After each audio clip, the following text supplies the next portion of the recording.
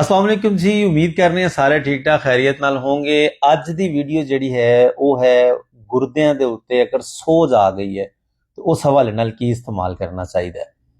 देखो, किडनी एक बॉडी दी ऐसी चीज़ है, बहुत एहतियात चाहिए होंदी है। ते वैसे तो हकीमा ते एक ठप्पा लग्या होया है कि हकीमा दी दवाइयां जड़ियां हैं वो गुर्दे फेल कर देंदी हैं, इस्तेमाल ही नहीं करनियां चाहिए।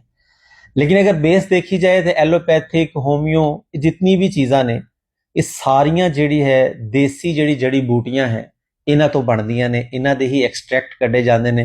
जरा जदीद सिस्टम कर गया, लेकिन हुण आके वो कैमिकल दे नाल उही फार्मूलेशन तैयार कर रहे ने। ते खैर साडा मौजू जिहड़ा है वो किडनी दे उत्ते अगर सोज है, स्वैलिंग है तो की इस्तेमाल करो। देखो, मेरी कोशिश ये होंदी है कि हमेशा सिंपल चीज़ दसां जिहड़ा इस्तेमाल करना भी आसान होवे, ਉਹਦੇ ਕੋਈ ਸਾਈਡ ਇਫੈਕਟਸ ਵੀ ਨਾ ਹੋਣ।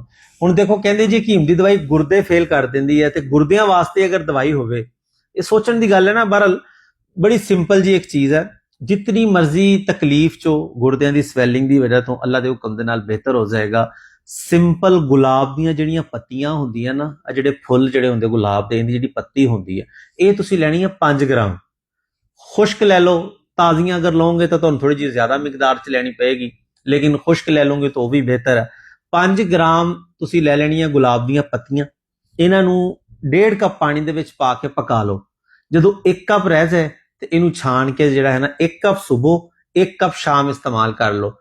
ज्यादा तो ज्यादा 10 दिन इस्तेमाल कर लो ते जाके अल्ट्रासाउंड करवा लेना है। अल्लाह दे हुक्म दे नाल बहुत ही बेहतरीन ते जबरदस्त रिजल्ट मिलणगे।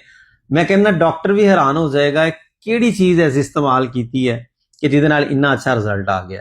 तो खैर सिंपल है, सादा है। मेरा ख्याल है कि 5 रुपए का नुस्खा है, तो जरूर एक दफा आजमा लिया। जो कोई साइड इफेक्ट नहीं है, कोई खतरनाक चीज नहीं है, तो परेशान ना हो जाया करो कि पता नहीं की हो जाएगा। ऐसा कुछ नहीं होंदा। बहुत नॉर्मल जी चीज़ां तुहाडे नाल शेयर करना ताकि तुहाडा फायदा होंदा रहे ते अवेयरनेस मिले लोगों नूं कि तिब दे विच होर भी बहुत सारे इलाज ने।